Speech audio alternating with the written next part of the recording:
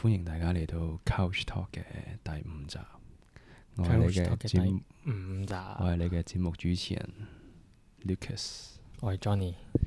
係啦，講下近況先啦。一個禮拜、2個禮拜又過去啦，2個禮拜啊，3個禮拜啊。3個禮拜。係啊，今次係3個禮拜。我哋本身就係隔個禮拜做錄音嘅，即係 podcast 嘅。不過上個禮拜打風冇辦法。上個禮拜打風啦，打得快嚟得快啦。係咯，跟住你同我講話收到可靠嘅消息，就係星期一9號。係啦，即係網民嗰個 WhatsApp 瘋傳，我真人化咗同 Johnny 講話，可靠消息話星期一都仲係打緊9號波啊。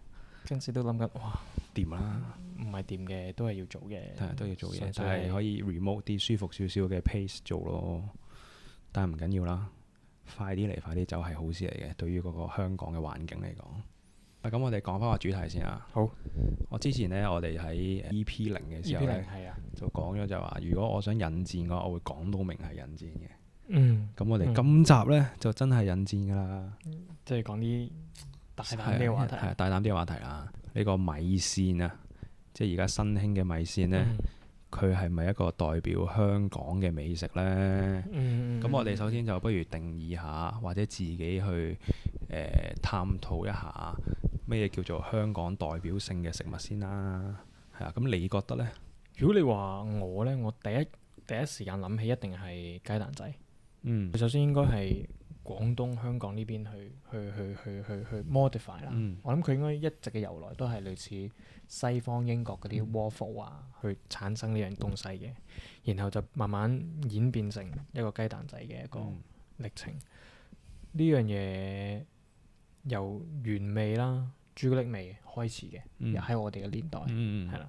慢慢到依家就又慢慢演化到去唔同嘅味道，即係你會見到綠茶味啊、鹹嘅都有啊、紫菜肉鬆、海苔等等等等。咁呢個就係慢慢時代 marketing 或者一啲口味上嘅改變，但係佢 at the end 呢個 product 都係一個香港帶出嚟嘅一個演化嘅食物，係啦。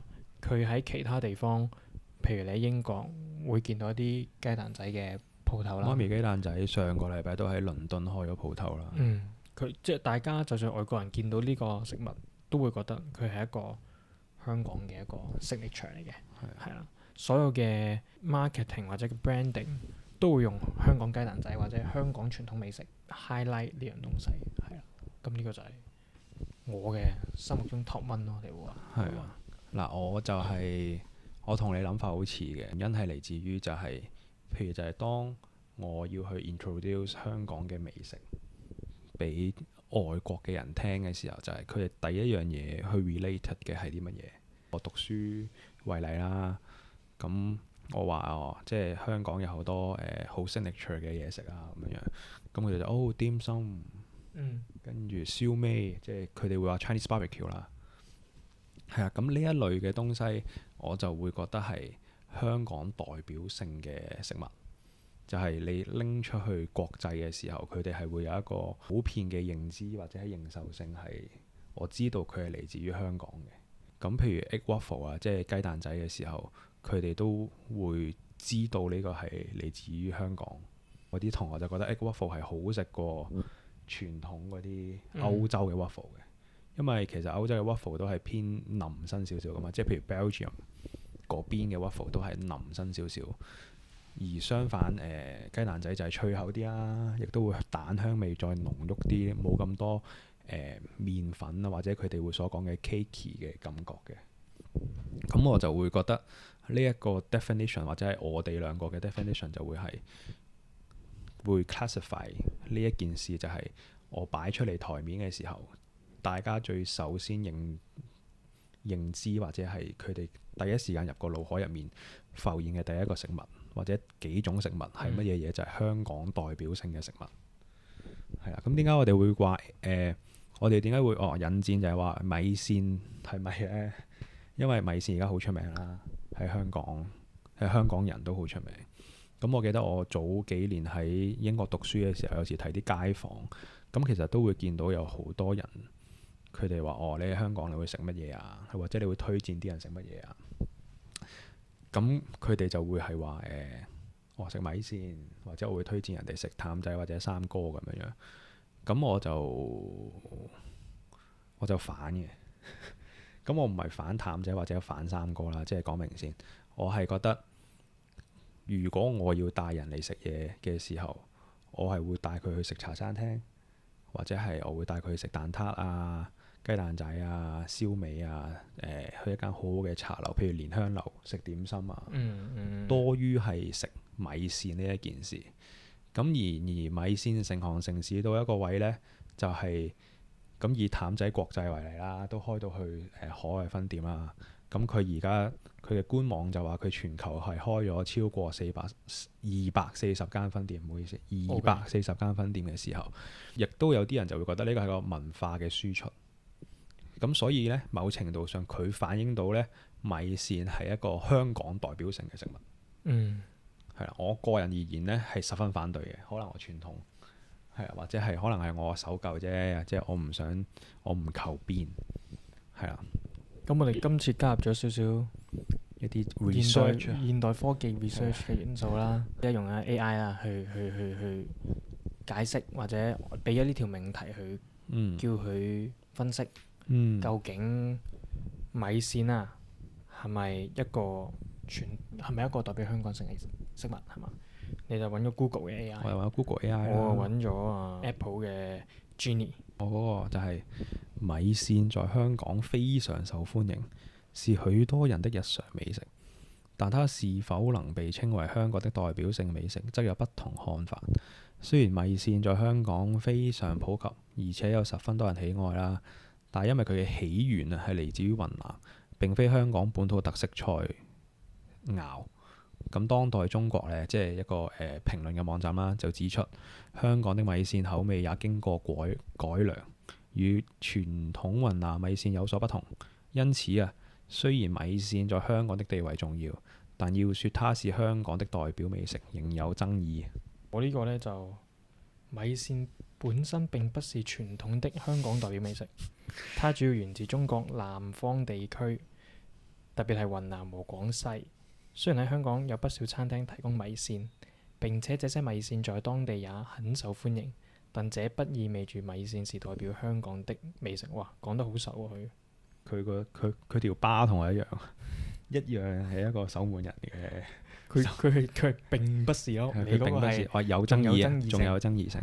咁所以呢，就會基於呢兩個 AI，我哋就會講啦，就係究竟佢係咪越普及，即係我哋自己覺得啦，係咪越普及佢就係越有代表性呢？又或者就係其實因為我自己本身我中意食嘢啦，或者我中意去飲食，我中意飲食呢個文化。咁我就亦都有做咗一啲 research 係講，即係就住呢個 topic 係講香港飲食文化嘅轉變嘅。好，咁都會係咯，講一講呢一件事咯。好啦，咁嗱，譚仔三哥就我同你都有食啦，細個打波，以前真係食到飛起㗎，即係講緊中學時期，可能係嗰陣時有得落街食飯，可能一個禮拜會食3日或者4日譚仔啊。係啊，就過橋。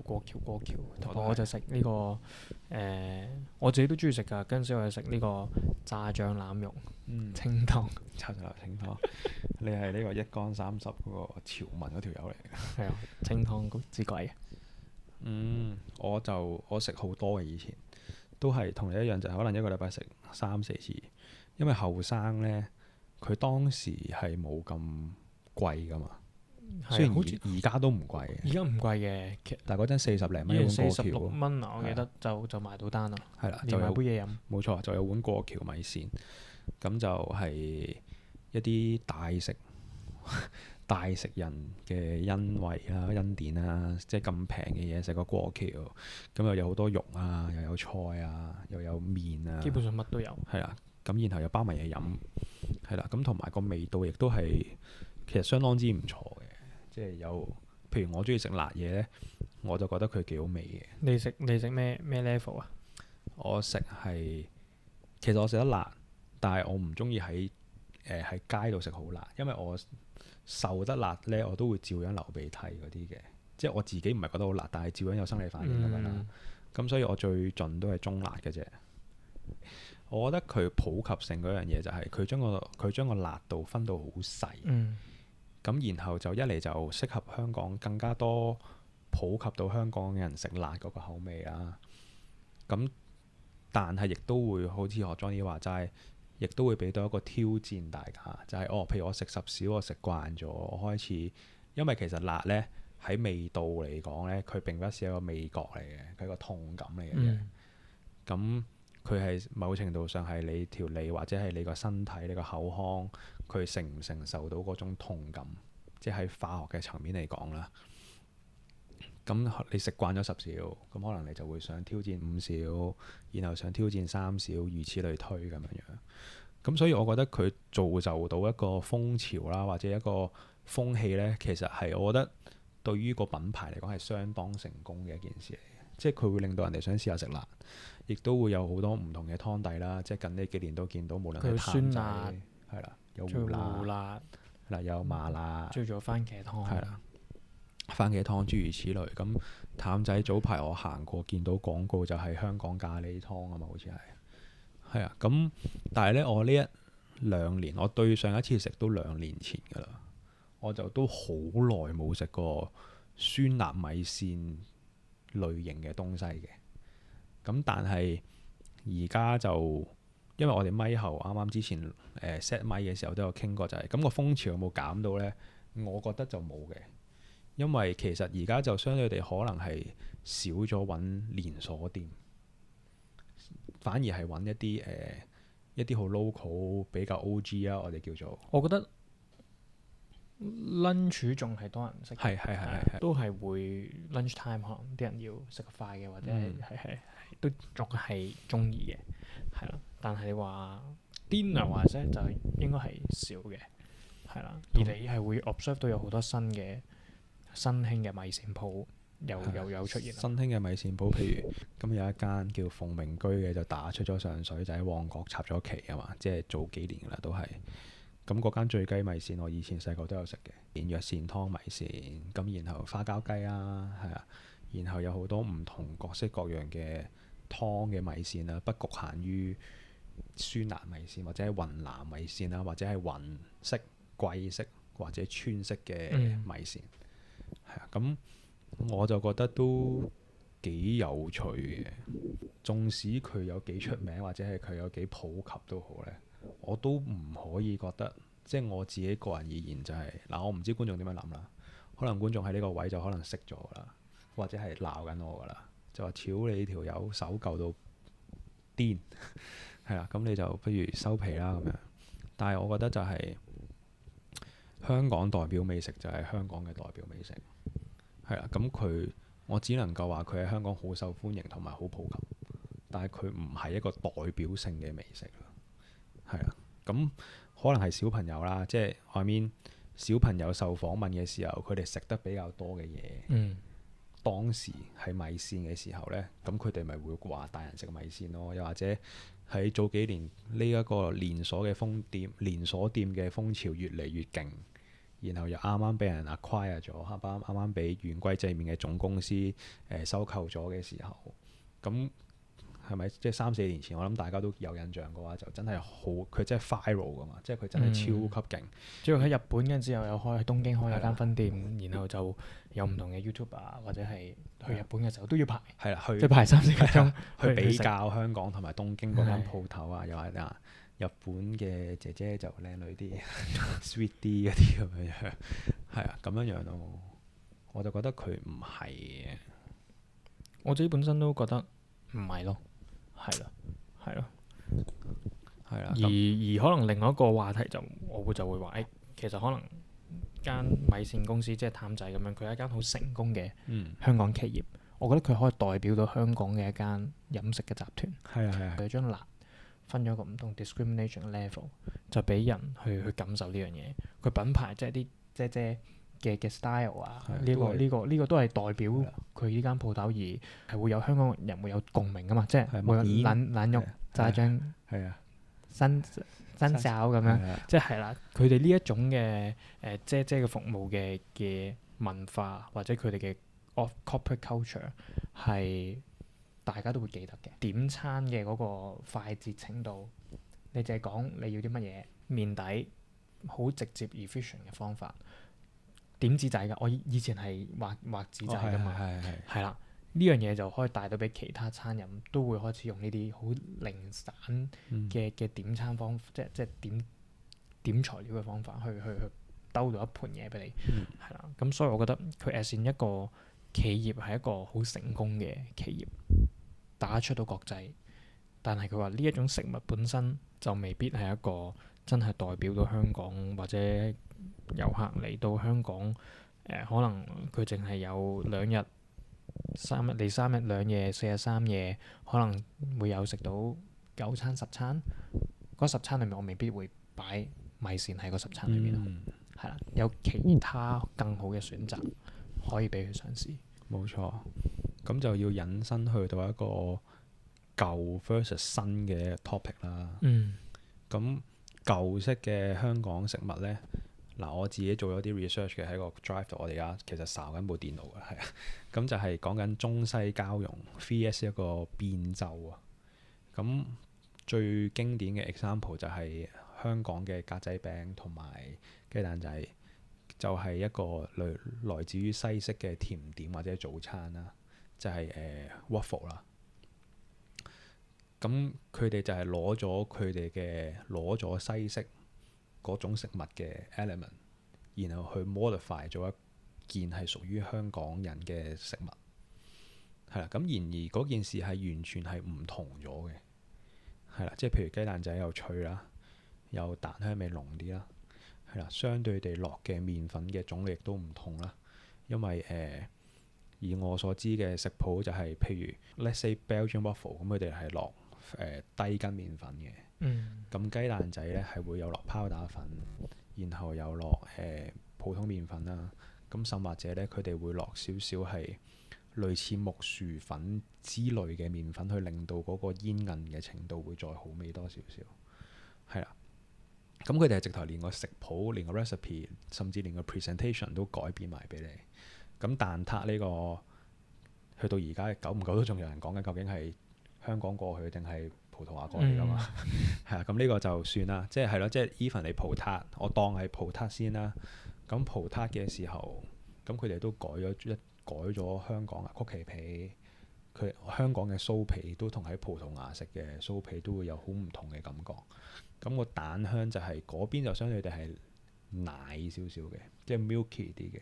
同埋佢可能會再甜，同埋係啦，會再甜好多嘅燶邊嘅。係啦，咁香港嘅蛋撻就係蛋香味嘅都幾重啦，係啦。滑身係咪？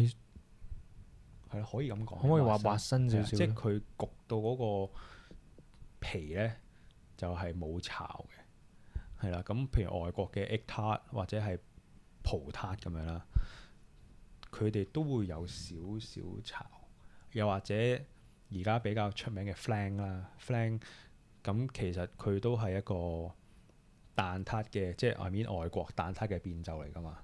咁但係亦都唔係香港蛋撻嘅味道嚟嘅，係啦。咁我就覺得呢件事係一個幾有趣嘅一個中西交融嘅一件事。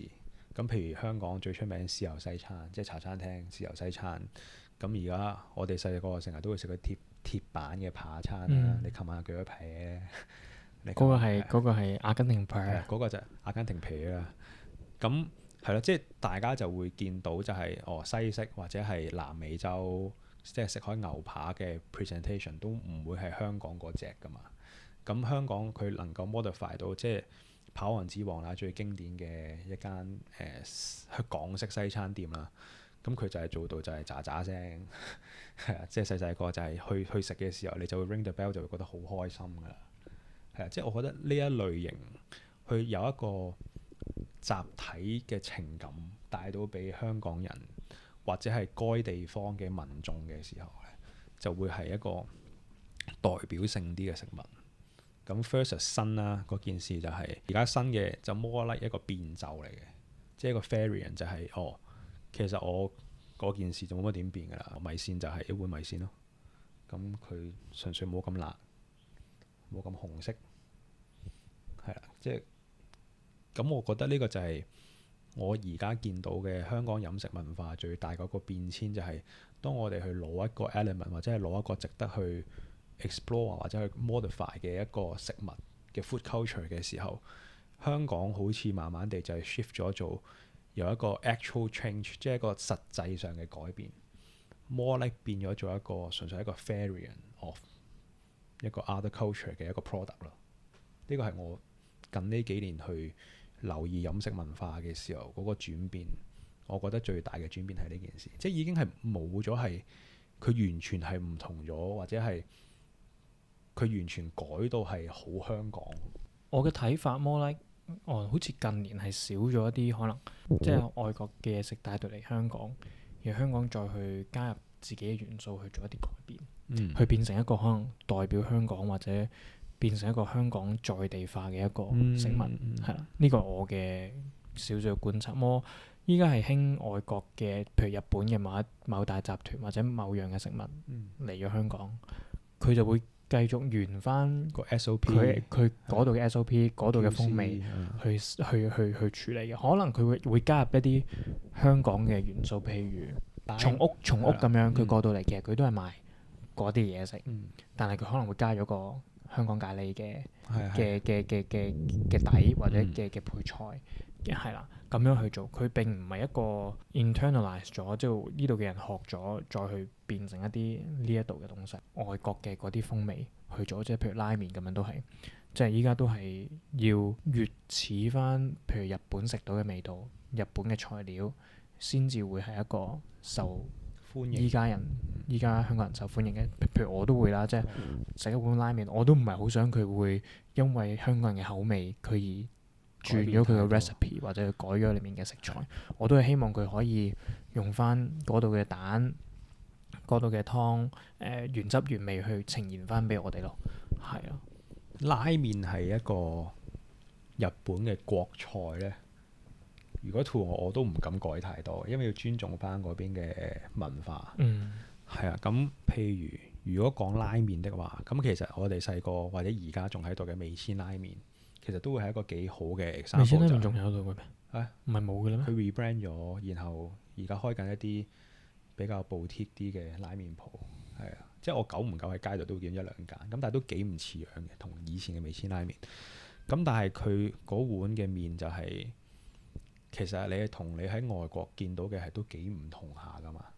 即係嗰碗嘅拉麵嘅 presentation 係，即係譬如佢啲肉係大嚿啲，咁然後亦都係嗱我嘅經驗啦，就係佢窿邊啲啦，佢嘅肉嘅叉燒係窿邊啲，咁同埋亦都佢啲配菜嘅應該講複雜定係多咧？嗰個程度上係多啲嘅。日本拉麵就係筍絲紫菜係脆嘅紫菜，咁然後少少芽菜啦，即係咁就冇㗎啦。咁味千拉麵係會有金菇、腍嘅紫菜或者海帶啦，咁有名門卷，仲有粟米，仲有芽菜，係啊。咁其實我覺得日本人，如果日本人嚟到嘅時候，佢望住嗰碗麵就會佢會情不自禁地笑咗出嚟，就係覺得呢個究竟呢一碗麵係代表緊日本邊個地方呢？或者佢係香港嘅 ramen 原來係咁嘅咁樣樣，即係我會覺得係啦。即係啱啱你提咗我一件事好好嘅就係佢就係唔同咗咯。即係味千拉麵，佢特登去當時就迎合咗香港人嘅口味，或者係當刻嘅飲食嘅嗰個文化嗰個改變，然之後去令到嗰碗拉麵嘅樣貌個味道都唔同咗嘅時候，佢某程度上你話佢可以係屬於一碗香港人嘅拉麵都可以嘅。咁但係當然而家唔同啦，即係而家我哋去到一個年代嘅變遷或者時代嘅變遷嘅時候，我哋香港係飲食天堂啊嘛，即係喺亞洲區都仲係。我哋都係真係會而家越嚟越懂吃嘅，越嚟越去追求一堆食物係。如果佢係一個法國菜嘅時候，佢夠唔夠法國菜？如果佢係日本菜嘅時候，我去食omakase，我去食割烹，諸如此類，佢夠唔夠日本？係啊，咁而家 more like 係呢個 concept 多過係佢嚟到香港嘅時候，佢有啲乜嘢變化呢？其實我睇到嘅 cycle 係可能譬如10年前係好講究嗰個份量多元化。係啊，譬如嗰陣時最出名就係放題啦。係啊，放題嘅燒肉啊，大喜屋嘅放題壽司啊，嗰陣時係追求一個量啊，同埋種類要夠多。係啊，慢慢，依家呢啲放題嘅鋪頭都其實越嚟越少啦。生意我諗佢哋都越嚟越掙扎，或者我哋可能追求嘅就係越嚟越要比較精緻啲。即係如果你 afford 得到嘅，你希望嗰樣嘢係可以越 authentic 越傳統，帶一啲新式 fusion 都 OK，但係嗰樣嘢就要真係即係依家就會慢慢可能傳統或者 fusion 嘅方向去做啦。係咯，係啊，咁所以就係我就經於呢個問題咧，我就問咗 AI 就係香港飲食文化嘅轉變。咁佢就係話而家係經歷緊一個好巨大嘅轉變嘅。咁從傳統嘅大排檔同埋冰室啦，去到而家多元化嘅餐飲嘅選擇呢，再到疫情以下衍生出嚟嘅雙餸飯嘅現象呢，都反映到香港社會嘅變遷同埋香港人生活習慣上嘅改變。雙餸飯又係一個近呢2年嘅一個 X factor。係 X factor。咁你見到韓國餐廳都有整雙餸飯啦。咁譬如早幾年荃灣一間泰國菜佢都整咗雙餸飯啦。雖然佢執咗啦，即係我早排去台灣去咗荃灣做嘢嘅時候，我見到佢就間鋪頭就落咗閘啦。咁都係一個香港人更加節儉，即係唔好話冇咁好啦，即係佢會節儉去，佢平時就係食啲入到口或者係果腹嘅食物。咁然後去到假期啊，或者去到一啲年假嘅時候，就會可能出國去食嘢啊，或者去食一啲即係大時大節嘅時候，先至會去食一啲比較好啲嘅東西啊。尤其是可能午飯 lunch 嘅時候，雙餸飯嘅選擇又真係多，價錢又比較合理，所以其實我覺得其他餐飲係真係辛苦嘅。即係譬如一碗燒米飯，可能你平極都要60蚊，叉燒飯可能你都50-60蚊，但係人哋隔離嘅雙餸飯38、42咁樣，20幾30蚊都可能已經處理到，所以呢個亦都係可能傳統香港嘅餐飲都會經歷到嘅一啲難關咯。調翻轉係對飲食嘅追求，其實反而係咪冇以前咁多呢？即係啱啱，雖然我好似啱啱自打嘴巴咁樣啦，即係講咗我哋而家食嘅嘢，Johnny 啱啱都有講，就係要 more authentic 嘅，要 more fusion 嘅，越唔似香港嘅嘢嘅。咁但係即係你 overall 嚟睇嘅時候，我哋因為呢個時代嘅變遷，除咗我哋想去享受生活啦，即係譬如早幾集講我哋去努力地去享受生活嘅時候，有一啲努力，有一啲追求以外呢，其實會唔會變咗日常生活底下，我哋對於食或者對於飲食文化呢件事個執着係好似冇以前咁多呢？我覺得大家係真係識食，識食咗嘅，係啊。我就唔係好識食嘅，好坦白講。但係我身邊好多人都會嗰個嘢食嘅 presentation，佢嘅味道，做一個比較評分啊。依家亦都好多 foodie 嘅 influencer，佢哋都可以俾到一啲，即係都有一部分啦，係俾到啲中肯嘅評價嘅。咁唔排除亦都有好大部分可能係一啲含有廣告嘅成分啦。咁佢哋亦都要俾更多正面嘅信息啦，即係 overall 就算唔係廣告，可能都要俾一啲正面嘅信息去 present 佢哋 account 去俾人分享。但係另一個我覺得需要關注嘅就係，除咗啲 influencer，依家係越嚟越多乜關注組噶嘛。燒賣關注組係啦，燒賣關注嗰啲，反而我就會覺得係一個 indicator。即係嗰啲係冇廣告成分噶嘛，好多都即係真係大家要自發，有東西要插嘅就真係會插，真係又唔好食嘅佢真係會話到你飛起噶嘛。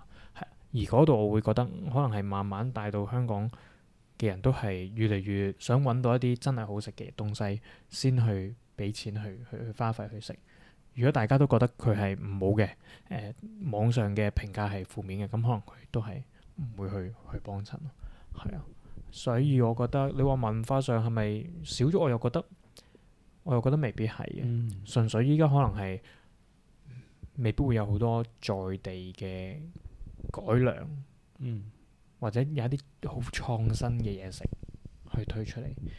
但係你話如果大家對嘢食嘅執着我諗越嚟越即係大家都係越嚟越挑食嘅，係啦，都會越嚟越俾更多嘅評價。咁冇辦法，因為你生活質素水平都係一直有上升嘅趨勢㗎嘛，係嘛？咁自然大家去咗外國食咗某啲嘢，或者外國越嚟越多唔同嘅餐飲引入嚟，都係即係希望都係會帶到一啲當地嘅特色嘅菜嘅時候，係啊，就會慢慢令到我哋嘅嘢食對嘢食嘅執着挑剔係越嚟越高咯，係啊。所以我就希望大家可以食少啲米線啊！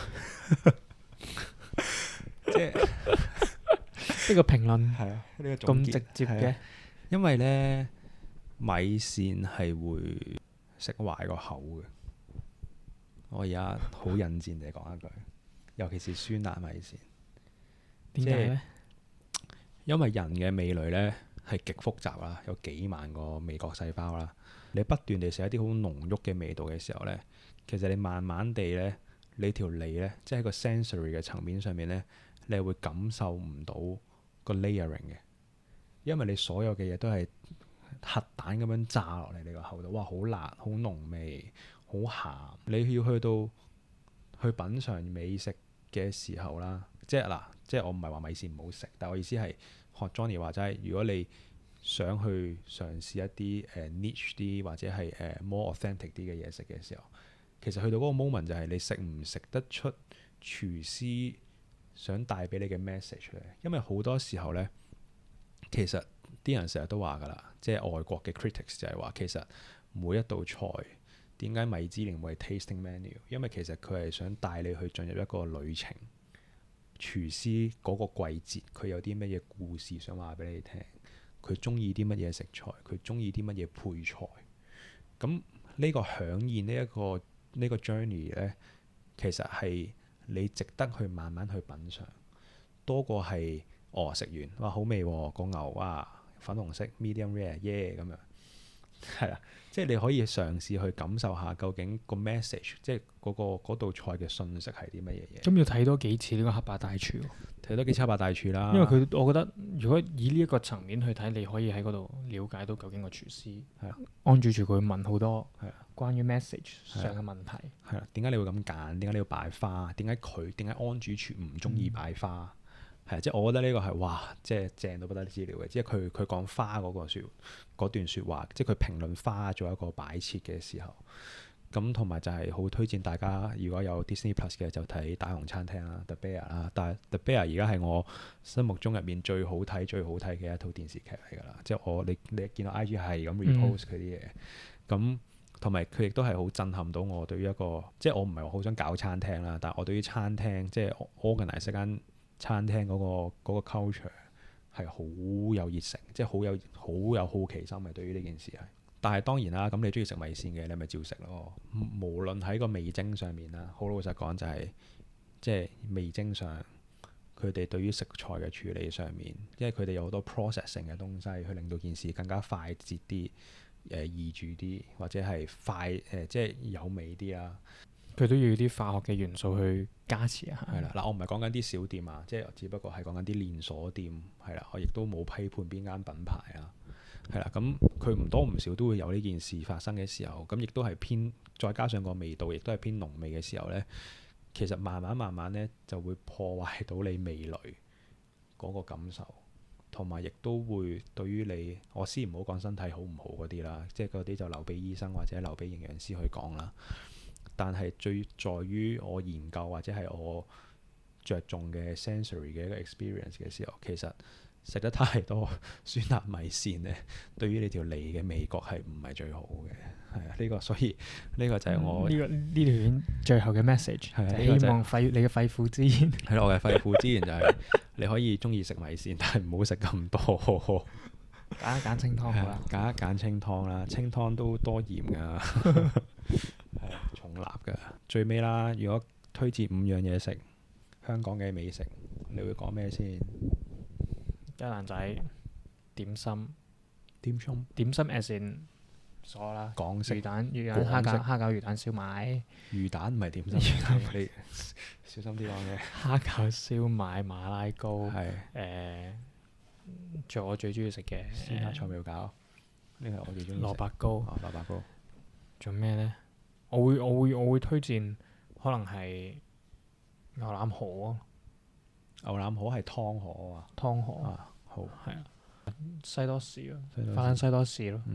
乾炒牛河。乾炒牛河係。我係會雞蛋仔、蛋撻、酥皮或者曲奇皮都可以食，即係當係一種啦。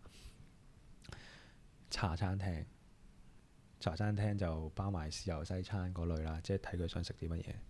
咁我會 recommend 係乾炒牛河、椒鹽豬扒飯，同埋焗豬得唔得？焗豬啦，係啊。係咯。